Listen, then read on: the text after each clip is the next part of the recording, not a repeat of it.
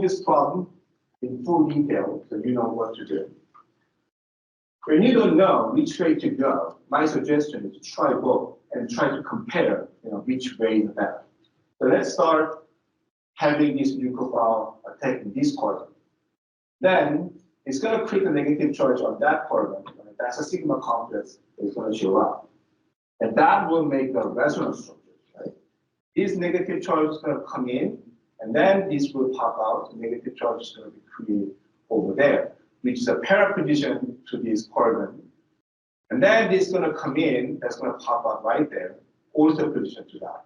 So these are three sigma complexes can be drawn by having this nucleophile attacking this chlorine, the carbon bearing, this chlorine. So that's what we can draw right now for that position. Now, we're going to entertain the possibility of this nucleophile making attack to this carbon, which is a para position to nitro, right? That is the differences. When this one attacks this carbon, the para position to the nitro, then you got negative charges go to this position there. That's the first sigma complexes. That will come in, and the negative charge is going to pop out to the para positions, right? Which is next to the nitro groups. And then that will basically more stabilized by having nitro groups participating in making resonance structures. These you cannot see any from there. Because the negative charge here is avoiding this carbon. This was here, it could be there, it could be there. I mean, that would be a little bit better than the other two because chlorine still electron withdrawing. So at least you got some better one, but not like this. This was an additional resonance structures created because of the position of this is the para position to the chlorine that's taken out. Anyway, this will make another resonance structures like this. So in total, you got 4 resonance structures. When the nucleophile attack to this carbon para to the nitro groups. When this nucleophile attack the carbon, the meta to the nitro groups, then you only get 3. So this is a kind of no-brainer which ones are better, right? These ones are definitely better choices, and especially when you got more stabilizing sigma the resonance structures. So if you got this one, you chose that, you're going to create that this chlorine replaced by the methoxy groups that make the product you would like to draw, but that's not the major products. It's more likely the para position to the nitro, that's where the attack by the nucleophile, then lost it, the chlorine is gone, then you get this chlorine substituted by the nucleophile. Potentially you got 2 forms, but we can expect that these ones are major products compared to the other one, or because this has a more stabilized sigma complexes. So that is kind of the things that you need to think about. Draw the sigma complexes, compare the 2 possibilities, and then by thinking about all the resonance structures that they can make and how stabilizing they are, you need to kind of like gauge them out and then make the decisions.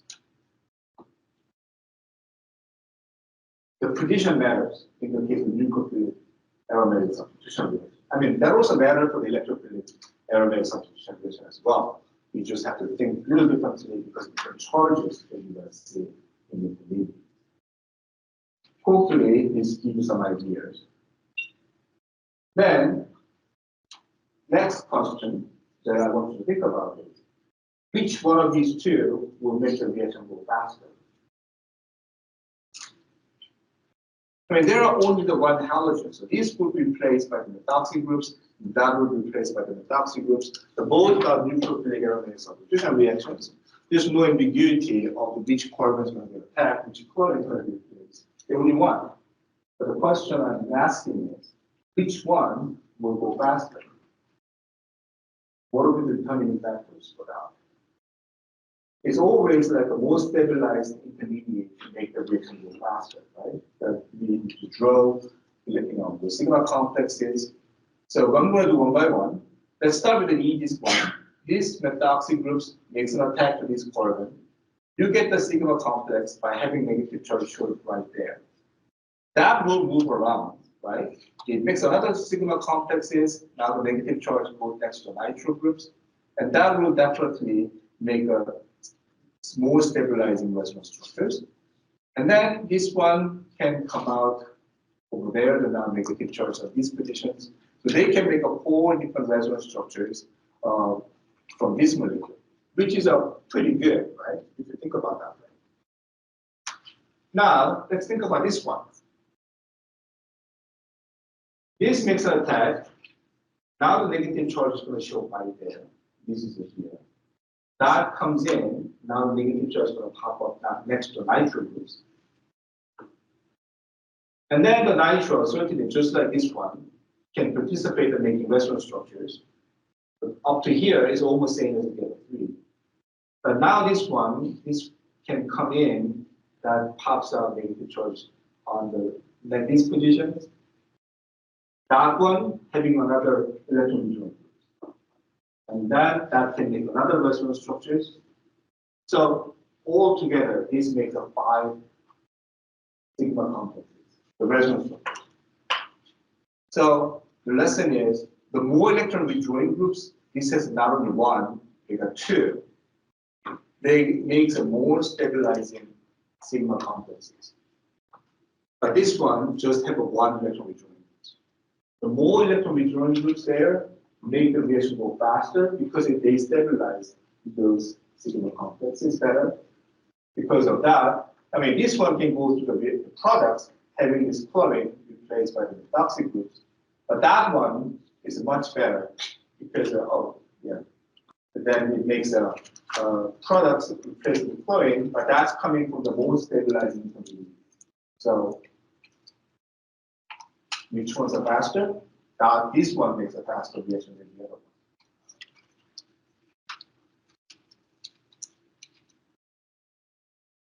So you may think that this kind of question can be put into like a ranking question. I can give you different types. The aromatic ring with different substitutions on it, and then asking rank the molecular based on this reactivity to nucleophile, reactivity to electrophile. There's a variety of different ways I can ask this question. But it's all about the stability of the intermediates. How many resonance structures they can make it, what are the substituents there to stabilize it or destabilizing it? So I can make an almost infinite number of possibilities there. So that's why you cannot just memorize how to solve this one. But anyway, the concepts are you already know. It's all about the intermediates.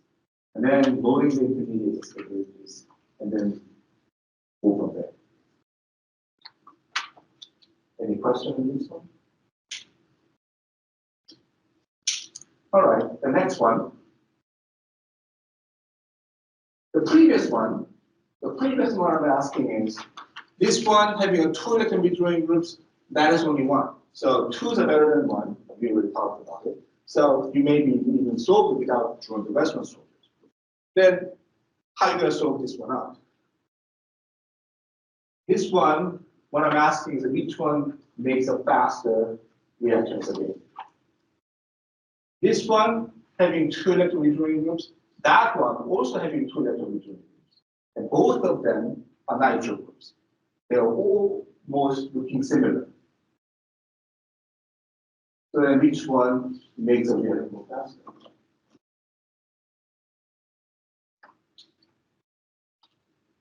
So again, how to solve this one? We need to draw the resonance structures. So let's start with this one. Nucleophile attack the carbon bearing the halogens, and that makes a sigma complex having negative charge issue of this position, that's this one. Again, that will make the resonance structures. This electron pair is going to be moved in, and that will pop out the parent position there, and that basically having nitro groups.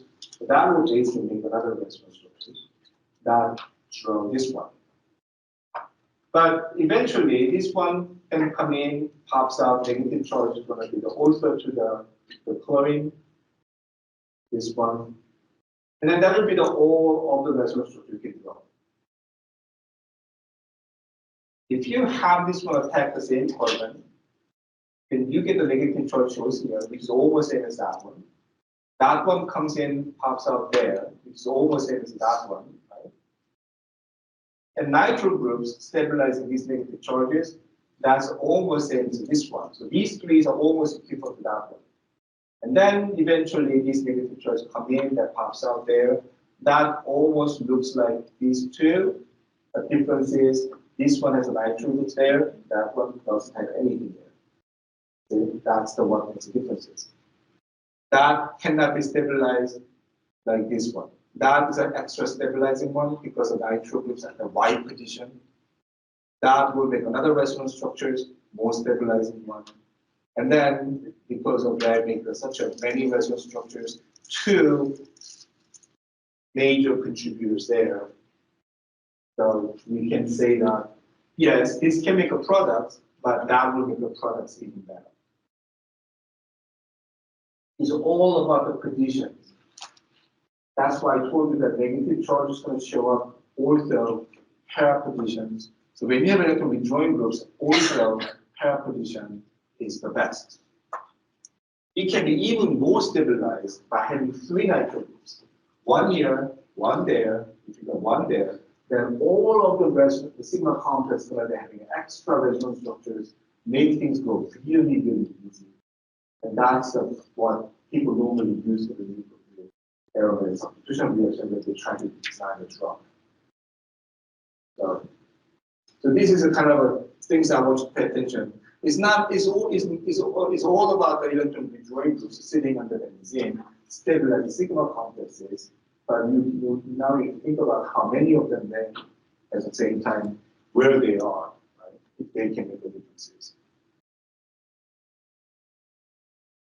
So I hope that this series of questions give you an idea that what to look for in nucleophilic aromatic substitution reaction.